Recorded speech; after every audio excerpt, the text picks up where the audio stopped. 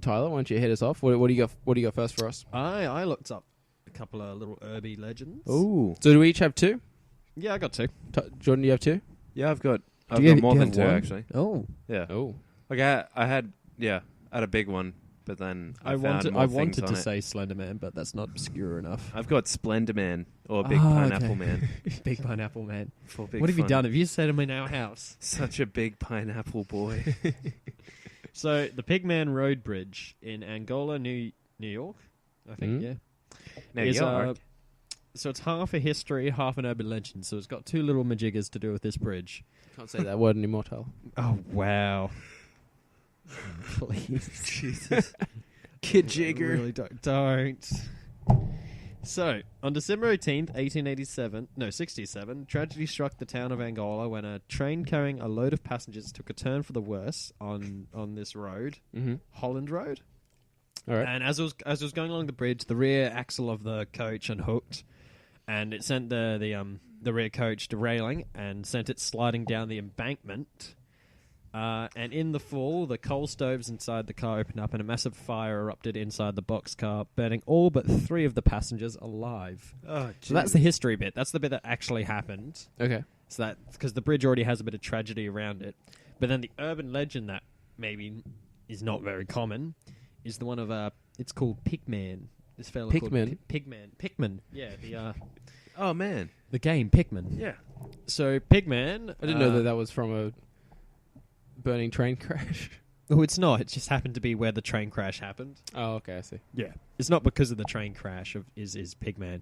Really? It was this murderer who people used to think he might have been a butcher in the town or whatever, and he used to like chop off the heads of pigs and put them on stakes around around the house. That's a his bit house of and- garnishing for your steak. yeah, Yeah. man. Well, it's not for his. It's a bit like surf and turf, but it's like turf and turf.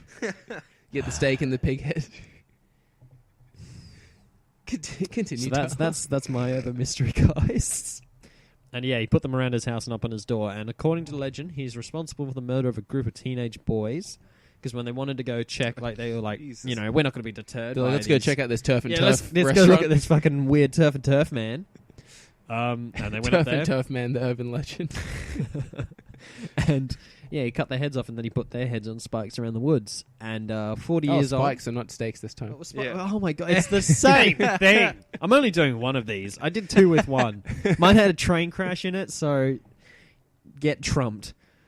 And yeah, 40 years on, the people say that Pigman is still in the woods, leaving proof that he's still around for the neighbours to find. So what evidence has there been since?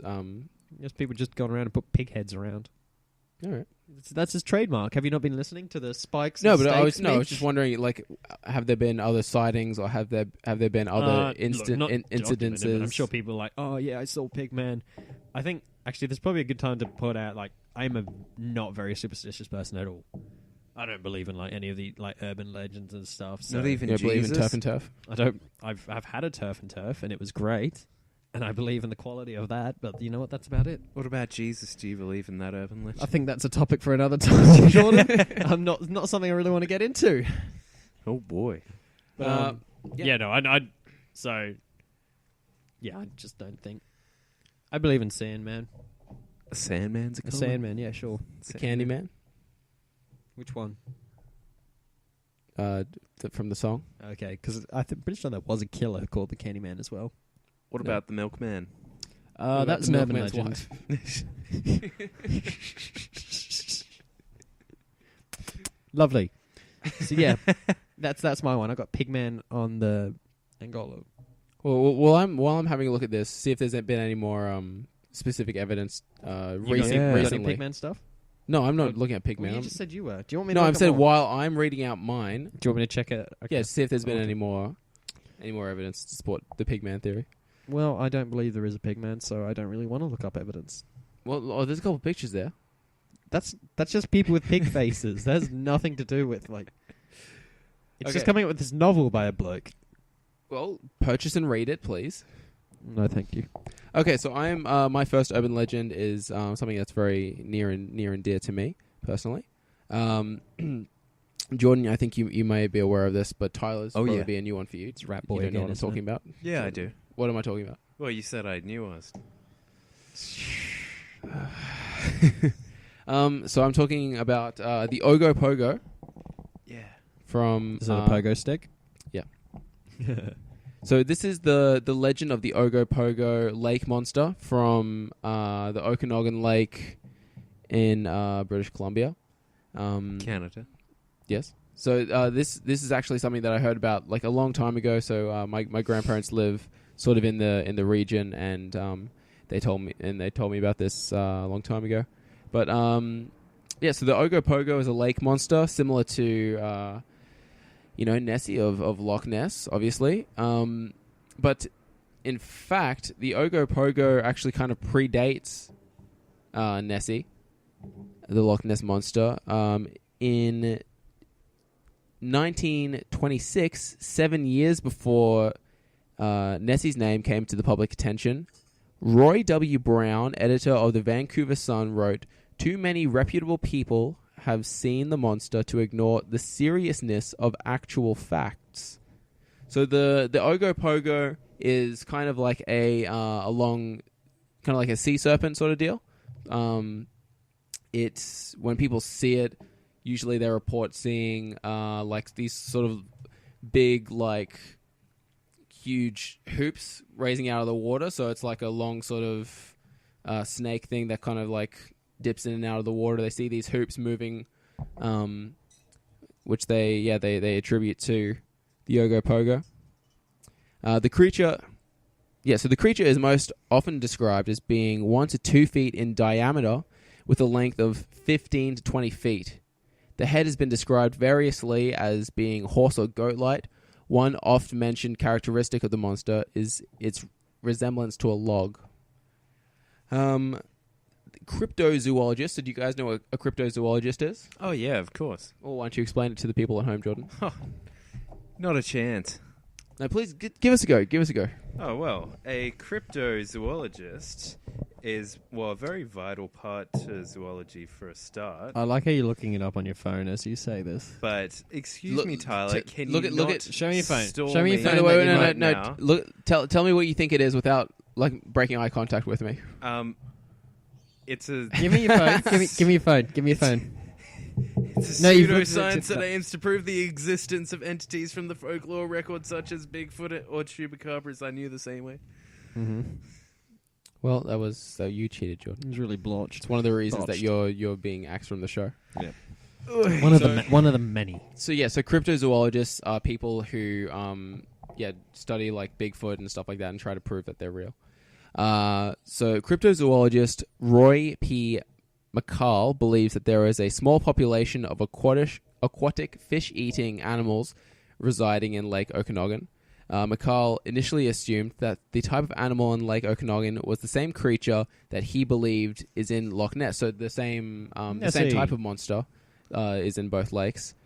But after a careful examination of the available data, he determined that the creature must be a form of some kind of primitive whale. The general appearance of it names the type of whale specifically. It's kind of hard to Basilosaurus setoides. What'd you call me? The general appearance of Basilosaurus tallies almost exactly with the log-like descriptions of the Ogopogos. McCall spells out a detailed case for the Ogopogo being a primitive whale in his book, Searching for Hidden Animals. Oh, did he find them? Well, you have to buy the book to find out. We're plugging books now as well. So this monster is actually a part of Native American sort of mythology as well. Okay. So they actually had a name for him separate to the Ogopogo. They called this monster, or I'm sure it's not like, I don't know if it's specifically directed to this, but I think they have like a legend about like a creature like this. I'm not sure if it's like specifically the people of this area, but they call this creature the Nahaatik. It's 2017. You can't say that. So there's a theory amongst them, or as part of the legend, there are good-sized Indian reserves in this area. The Indians believe that the small barren rattlesnake island is the home of the Okanagan Lake monster. Indians call the monster the Naha-atik. There are pictographs of some feel depict a monster near the headwaters of Powers Creek, which I guess is a creek that goes into the lake or exits the lake. Other native references to the Okanagan Lake monster include the Chinook Wicked One and the Great Beast on the lake, in addition to the Mike Myers. Salish, Naha-atik, or Snake in the Lake was sometimes used. That's what I call... Snake in the hole. Go on, Tyler. I'm not going to continue with that joke. Do it. Come on. No? Go on. All right. We're here. We're waiting. The early inhabitants of that area saw the monster as a malevolent entity.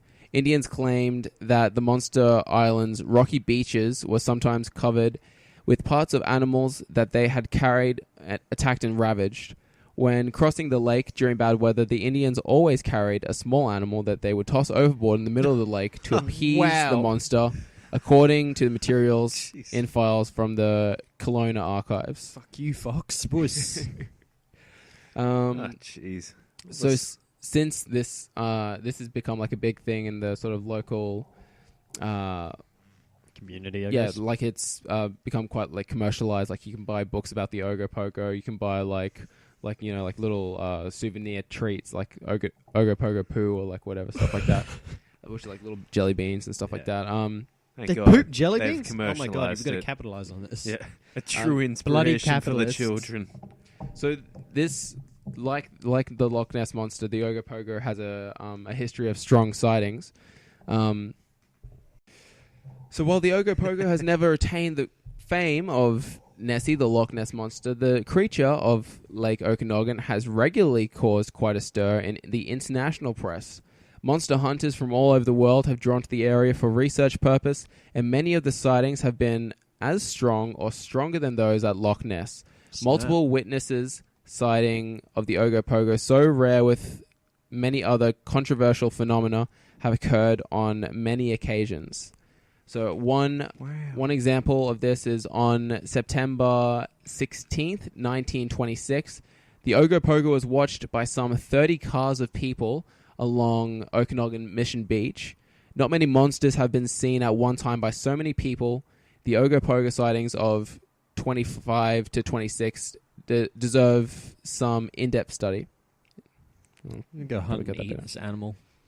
Consider the appearance of the Ogopogo, if you will, on July 1947, when a number of boaters saw the monster simultaneously. One of the witnesses, Mr. Cray, described the animal as having a long, sinuous body, 30 feet in length, consisting of about 5 undulations, apparently, so dips up and down. Apparently separated from each other by about a 2-foot space, in which that part of the undulations would have been underwater. Wow. There appeared to be a forked tail, which only one half came above the water, and from time to time, the whole thing submerged and came back up again. There you go. That's pretty cool. So I've found another site that has a bit of a video as well, not of like the whole deal. So I've got a picture of like what you will see like on the side of the road, like that's a depiction of it in a little statue. And yeah, I've got a little video here. I want definitive proof here. So it's not that dog. But if you see on the water's top of the water, there's something seems to be stirring underneath there. Probably some fish, mate. It's a pretty long thing of fish. Could be a bunch of fish. Ooh. Could be a lot of fish. Surely with the technology we have these days, we'd be able to find it if it was there. See? There's a bit of something on the water. Man, there, this mate. camera work is just shoddy. This is amateur level. Definitely dark shapes on the water. Dark Cannot deny that you can see that. I can see dark shapes on Wait, the no, here's a water. picture of it right there. Oh, you found it. Okay, we got another video here. It's got a surface, mate. What's this?